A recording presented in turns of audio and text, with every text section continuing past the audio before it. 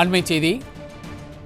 டெல்லி செங்கோட்டை அருகே கடந்த திங்களன்று கார் வெடித்து விபத்திற்குள்ளான நிலையில் 13 பேர் உயிரிழந்தனர். இந்த நிலையில் பிரதமர் மோடி தலைமையில் இன்று மத்திய அமைச்சரவை கூட்டமும் நடைபெற்றது.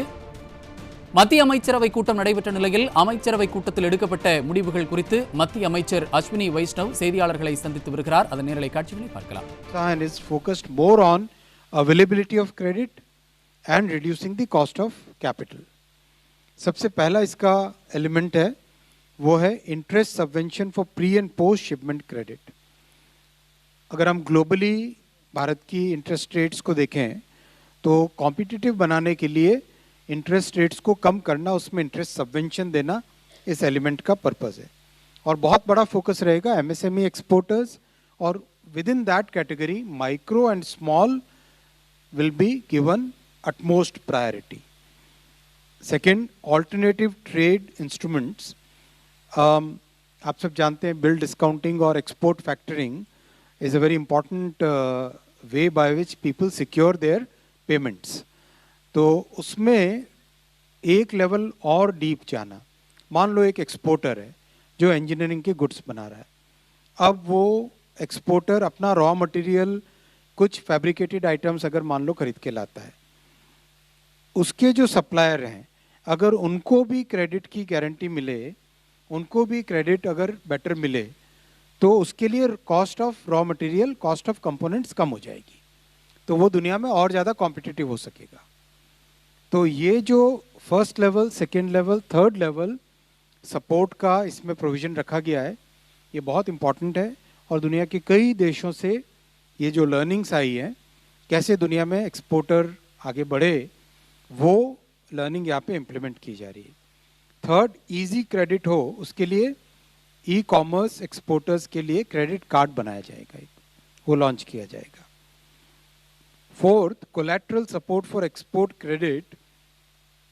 अभी भी हम जानते हैं एक्सपोर्ट क्रेडिट में कई बार वर्किंग कैपिटल मिलता है, कई बार टर्म लोन मिलता है, फिर भी कहीं ना कहीं कुछ न कुछ गैप रह जाता है. तो उस गैप को कैसे फुलफिल करे, उस गैप को फिलअप करने के लिए ये फोर्थ एलिमेंट रखा गया है. और लास्ट है जो कुछ हाई रिस्क मार्केट्स होते हैं, वहाँ पर छोटे एक्सपोर्टर्स नहीं जा पाते हैं, एमएसएमई एक्सपोर्टर्स वहाँ पे नहीं जा पाते हैं, क्योंकि उनकी क्रेडिट की अवेलेबिलिटी, क्रेडिट की कॉस्ट, फिर क्रेडिट को गारंटी करना, एक्सपोर्ट के बिल को डिस्काउंट करवाना, वो सब बहुत महंगा पड़ जाता है. तो उसके लिए फिफ्थ एलिमेंट रखा गया है जो हाई रिस्क मार्केट्स या नए मार्केट्स में जाने की जो रिस्क है, उस रिस्क को कैसे कम किया जाए, that is part of this element निर्यात प्रोत्साहन. Second pillar of this entire mission is निर्यात दिशा. निर्यात दिशा का सारा फोकस है जो नॉन टैरिफ बैरियर्स दुनिया में कई देशों ने बना के रखे हुए हैं, उनको काउंटर करना. फॉर एग्जाम्पल, बहुत सारी कंट्रीज ऐसी हैं जिन्होंने अपने अलग से स्टैंडर्ड्स बना के उन स्टैंडर्ड्स की कंप्लायंस को इतना डिफ़िकल्ट कर देते हैं कि कोई भी देश उनको सामान भेज ही ना पाए. इलेक्ट्रिकल स्टैंडर्ड्स अलग कर लेंगे, मैकेनिकल स्टैंडर्ड्स अलग कर लेंगे, केमिकल, फार्मास्यूटिकल, हर सेक्टर में अपने एक नए स्टैंडर्ड्स बना लेंगे, जिससे कि कोई बाहर से अगर उनके देश में करने जाए एक्सपोर्ट, तो उसके लिए वो एक नॉन टैरिफ बैरियर बन जाता है. उन सब कंप्लायंसेस के लिए और जो technical evaluation, technical measurements, checking, certification, उस सब की कॉस्ट होती है, उस कॉस्ट को इसमें मीट किया जाएगा निर्यात दिशा के माध्यम से. सेकंड इसमें एलिमेंट है सपोर्ट फॉर मार्केट एक्सेस. बहुत सारे इंटरनेशनल ट्रेड फेयर्स वगैरह इतनी हाई फी रखते हैं कि हमारे माइक्रो और स्मॉल एक्सपोर्टर्स, उनको वो चांस ही नहीं मिलती है to be able to exhibit their goods and services in those international exhibitions. उसके सपोर्ट के लिए मार्केट एक्सेस का एक एलिमेंट रखा गया है. थर्ड एलिमेंट रखा गया है एक्सपोर्ट वेयर हाउसिंग. बहुत इंपॉर्टेंट है, जस्ट इन टाइम आजकल लोग मांगते हैं, तो उस केस में जस्ट इन टाइम सप्लाईज के लिए प्रॉपर वेयर हाउसिंग, प्रॉपर जो ग्लोबल स्टैंडर्ड्स के लॉजिस्टिक्स के एलिमेंट्स हैं, उन सब का ध्यान में रखते हुए एक्सपोर्ट वेयर हाउसिंग का इसमें रखा गया एलिमेंट. फोर्थ है इनलैंड ट्रांसपोर्ट एंड हैंडलिंग. जैसे मान लो पहाड़ी एरिया हमारे, वहाँ से कोई प्रोडक्ट अगर पोर्ट तक पहुँचाना है तो कॉस्ट इतनी हाई हो जाती है कि कॉम्पिटिटिवनेस कम हो जाती है। सुदूर नॉर्थ ईस्ट के डिस्ट्रिक्ट्स हैं, छत्तीसगढ़, झारखंड, इनके जो ऐसे डिस्ट्रिक्ट्स हैं जो थोड़े दूर हैं, ऐसे डिस्ट्रिक्ट्स को कवर करने के लिए, उनको कॉम्पिटिटिव बनाने के लिए डोमेस्टिक ट्रांसपोर्टेशन में सपोर्ट दिया जाएगा इस स्कीम के तहत। फिफ्थ है एक्सपोर्ट ब्रांडिंग और पैकेजिंग पे बहुत सपोर्ट दिया जाएगा। हम सब देखते हैं कि आज